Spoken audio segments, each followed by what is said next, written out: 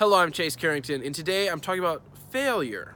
But I'm talking about this in a treehouse. I'm calling this my Treehouse Talks, or my mini shows, where I'm just going to do these mini recorded shows about these different topics when I can't do the Chase Carrington show. So here we go. The first one is Don't Fear Failure, and I'm calling this a Treehouse Talk. So first, I'm going to start with my story of failure. My story of failure is I am trying to get my driver's license. I've been trying to do this for a good few years now, and I finally got my permit. I finally did all the driver's education. So I went into the BMV, in my state it's called the BMV, and I took the test. And I failed. Almost immediately, I failed. So it was really sad, really sad that I was failing at something that I tried so hard to go towards. And then afterwards I had to wait 7 days before I could do anything, like retaking the test. So since this topic of failure has been prevalent in my mind, even before that failure I just told you about, I want to talk about it here and talk about it in a Christian perspective and also just in a general perspective, in the way we need to talk about failure. And while it is painful and it is tough, it is something that can help. So that's why today I'm telling you, don't fear failure. Let's start with, can failure be avoided? And it's probably a big question for many people like me, and that is, can you avoid failure? I mean, is there a way? Especially young people are like, okay, can we get through life without failure? We don't like failure. Failure's tough. It requires adaptation. It's painful sometimes. It's tough to admit that you failed or that you were wrong or that you did something wrong. So, can you avoid failure? And the answer is no. Not if you're a living, breathing, and growing person.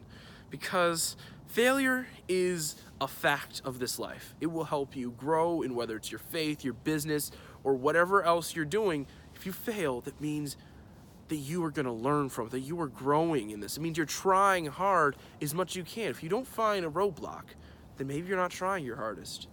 Or maybe you're not in the right field. Or maybe you don't have the right relationships that are challenging you.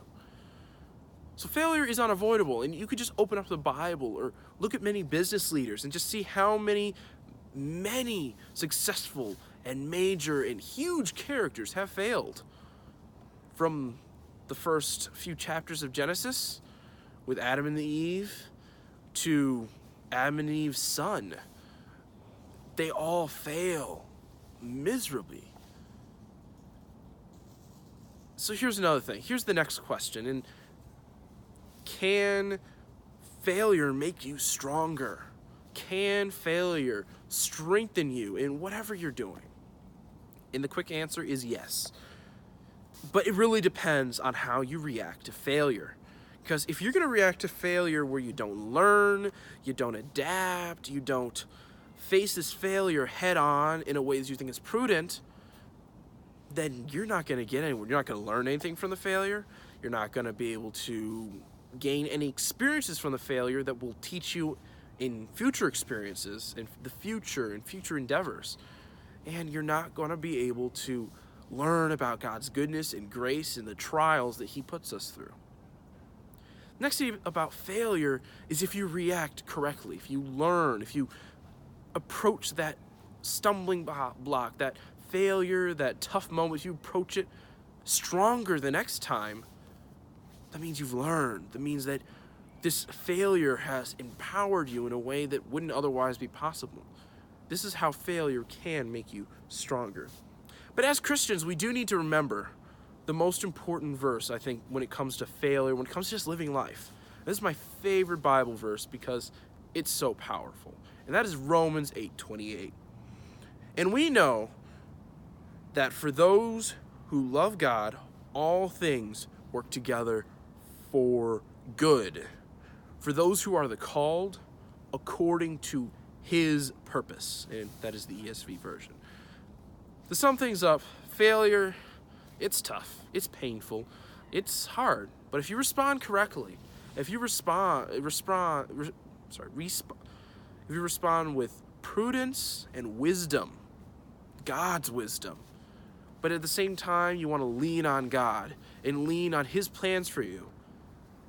That is how you will overcome failure. And that today is why I'm telling you, don't fear failure. I'm Chase Carrington. Thank you, thank you, thank you. Be sure to subscribe, like, and comment. Tell me about your failure and how you've reacted to failure in the past.